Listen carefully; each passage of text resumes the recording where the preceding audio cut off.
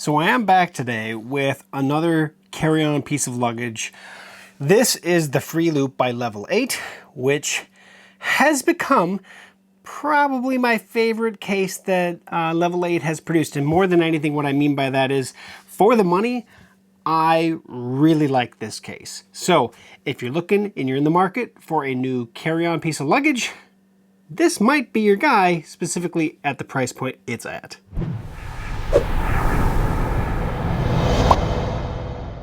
Hello and welcome, ladies and gentlemen, to another video review here on techgooch. So this is the Freeload from Level8. Now I have done multiple Level8 suitcase reviews. All of them have been pretty much favorable. Of course, there's always a downside to every single suitcase I've ever reviewed. There's always something that doesn't quite live to what I would want it to be. And this is no different. This isn't perfect. I don't think there is a perfect suitcase out there, no matter what you pay for it. But then again, there are suitcases that are well designed, they look good, they function good, and they live up to what you expect out of them.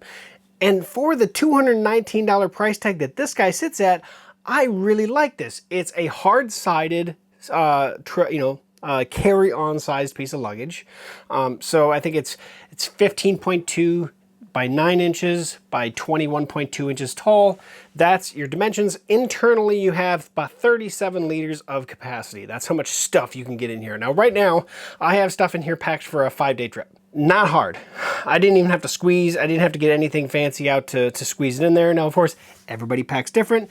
And this is also packed for warm, but, cool, warm to hot, somewhere in there. I don't have a jacket in here, but then again, when I'm on a plane, if I have to take a jacket somewhere, I'm wearing it on me rather than packing it in here because I want to make sure I get as much stuff in here as I need to, and the coat is extra. That'll go in my backpack or whichever.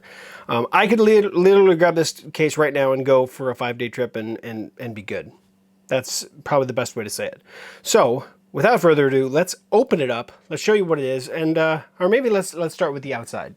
So I'm going to start on the opposite side. So this is the back side of the suitcase. This is where the hinges are, and you can see this is a hinged unit. So it actually has an aluminum frame with a polycarbonate body. We do have, some decent, double wheels here on the bottom. They are spinner. They work good. I have nothing but, fine things to say about this. Are these the best wheels I have ever used on any suitcase? No, but they are pretty basic and they work pretty good. They are, I will say they find the fine line between too soft and too hard of a wheel. Too hard, you get great roll, but you get a lot of jitters. Too soft, it rolls extremely smoothly, but if you ever get on a little bit softer ground, like that hard kind of carpet you get at hotels, it gets really hard to push down the hallway. This kind of finds that middle ground. It does have a rubberized wheel, but it's not too soft. So you do get a little bit of bumpage in it, but nothing too bad at all, actually. I think it hits that fine line really, really well. On the top side, we have what you would expect. Standard handle, and of course, telescoping handle, which we'll cover here in a minute once we get to that part. And then, of course, on the front, we have our briefcase style clips. Now, these are very unique, way different than any other suitcase that I've had that is similar to this, in that you don't actually open these, right? Everything is done in the handle here. So we have our TSA approved lock here, which is a 3-digit combination code. And then we have this little lever right here. So as you can see with this lever, this is what opens up both of the locking mechanisms. So it's kind of cool. If you just flip it, there she goes. And now to put it back down, you just push and click. But this right here is what does everything. You just click and she's unlocked and ready to go. Okay, so I'll do it one more time. It's kind of satisfying to do it. And then, of course, you can open it up like any briefcase. Now, I have it set like I typically travel. This upper stage, what I call the upper side, which is usually just, these clips that hold it in place. I have quite a bit of clothing in here, so I'll open this up real quick. So I have my underwear down the center and kind of wherever I can fit it in. I always put my underwear and socks in last. Unless I'm using a packing cube, which I do frequent. It all depends on the travel, where I'm going, how many days I'm going for. But in this case, I wanted to show it out in the open, so I did not pack with a travel cube. If I'm going for a much longer trip, I use the vacuum seal bags. So like this guy right here is just a big, basic vacuum bag, but it just, you seal it and then you roll out the extra air on the bottom here. There's actually a channel that allows air to escape. You roll it out and it basically vacuum seals your clothing. You get way more clothing in a suitcase if you use these space saver bags. So anytime I'm going on a trip that's more than, I would say more than 12 days for sure, definitely more than 8 or 10, this is what we use. And I have various sizes. This is the largest one. You can see it's very large. So I have a whole bunch of different sizing of these guys, but they are super handy. Outside of that, kind of in that, to be honest, most of the trips that are less than that size, I just use my standard Peak Design packing cubes. Just wanted to show this. This is the smallest one. They have this side and they have a larger one. And this and one larger one is a perfect size for a carry-on. I love these guys. They are fantastic. Back to the clothing. So right now I have in here, I have a pair of pants. I have 2 additional pairs of shorts versus the pair of shorts that I'd be wearing. I have 5 pair of underwear, 5 pairs of socks, and I have 5 t-shirts all in this upper compartment. And I'm not even, I mean, I could add another couple shirts, another couple pair of pants, even more underwear and such, and I'd still be good. Nothing bad. It's about a traditional sized upper enclosure, but you don't have the telescoping handle in this part expanding into this. And so sometimes I put my clothing on this side because I can fit the socks and underwear in that telescoping handle section, but it all depends on how I'm packing and what I'm packing for. That said, this side, which does have a compression strap, and I actually really like this compression strap, and I'll show you why here in a minute, but you undo the buckle, and literally the compression compartment piece that does have a zippered opening here for putting other things in. Usually I throw like receipts and stuff like that in here. I don't usually use this for stuff that I'm carrying unless it's maybe like I do when I'm traveling with my family. I do keep a small first aid kit in here. Usually it's either in this one or this one, but yeah, that's that. And then in here I have, this is my shoe bag here at the bottom, which I also keep my bathing suit in, my swimsuit. So I have a pair of shoes, my swimsuit, and of course I'd be wearing my other footwear, typically sandals if I'm going to a warmer climate. I wear that on the plane. Sometimes I swap them and I put the sandals in here, but I have that. That's what that is. Then I have my tech bag. This is probably a bigger tech bag than most people do.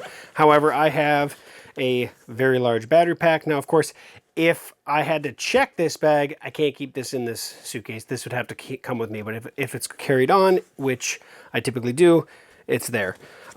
So if I know that there's a possibility I have to check this, I throw this in my backpack, which stays with me. And then of course all my cables and chargers, everything that I need for a proper trip for charging all my electronic items is in there. Then I have my bath bag right here. Right, so this is just my toiletry bag, all my simple stuff. I tend to keep a small toiletry bag as I can because I use the shampoo, conditioner, soap that's at the hotels that I stay at. So obviously if you need more room than you do, but you may not have this bag. This is my travel bag, so when I'm not with my suitcase and I'm out where I'm at, this is just a sling bag with my GoPro and a handle and stuff in here. So this is all ready for a nice little trip with some stuff, and I have extra room in this bag if I need to put more gadgets or whatever have you. But the nice thing is once you get it in here, you just set the compression part here. You bring the straps back down like this. You hook that on the strap part. You can't, to be honest, you can't just feed this through. Well, you can. It's easier if you just hook it on the strap part. And then line this sucker up and then pull, and she compresses that down pretty good. We close it and we are good to go. Like I said, last but not least is the handle, which is plenty long. So if I put this on the floor, I have it plenty high for me. It's kind of your standard height. There's nothing fancy about it. You do have, if you kind of see here, there are multiple holes right here. So that's your guidance for where you can actually connect or lock this guy into place. So the nice thing about it is once you're up and you're locked into place, you can see exactly where you're at, but there are multiple options. It's not a forever handle, or what I call a forever handle, where I can just place it wherever I want to place it. It locks. It does have certain points, but it's not drastic. It gives you plenty of options there for height adjustment. So yeah, there is that. Now it comes down to colors and things like that. So this is available in 4 different colors. This is the light blue. They also have like a dark, I think they call it a dark slate, which is kind of a green blue, but a dark green blue kind of teal, just a real dark one. They also have a light green color, and then one they call, I think, coconut white, which is just a slight off-white. It's not true white. So 4 different colors. All 4 actually look really, really good. Here's the thing. I am a huge fan of zipperless or briefcase style carry-on luggage. Everybody has their preferences, and there are benefits to zippered luggage. However, I like secure luggage. I like ones that I can just pop open. If I can't tell you how many times I've been at the airport that I want to throw something in here or get something out of here, and having the briefcase style bag makes it so much smoother, so much easier. I really like it. And of course, having that aluminum frame gives it a nice structure to the suitcase. And of course, the polycarbonate outside layer as well. Everything about this suitcase screams solid for the money. And for $220, I dare you to find something that's this good for this price. And that's the big kicker.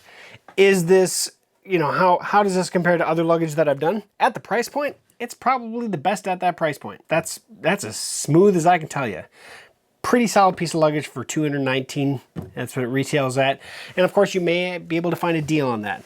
If so, I will put that link in the description, but I will have a link where you can check this guy out directly on Level8's website and anywhere else that I can find if there is any special pricing. So check out the links below if you want to check this guy out. Level8 did send this to me to check out, and I truly appreciate it. However, my review of it is not based on that. I'm basing this off if I paid $220 for this suitcase, what do I feel I would get out of it? For $220, I really like this suitcase. It is solid.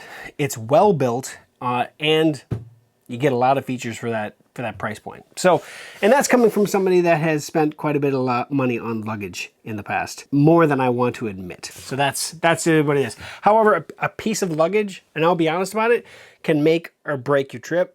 I have gone on trips where I had an older piece of luggage that I just was getting by, and it just, you're pissed off at it so much that you really wonder what, but you don't really put it, oh, I had that bad experience at the airport because of my luggage, until you have the right piece of luggage and you're like, why did I put up with that other one for as long as I did? So there are luggage out there for everybody. Find the one that works best for how you are going to use it. I hope showing how I actually have mine set up currently for, like I said, about a 5-day trip. That's what I have it built in here for. If you have any questions, comment below. Let me know what you think. I love luggage reviews because I am very passionate about luggage.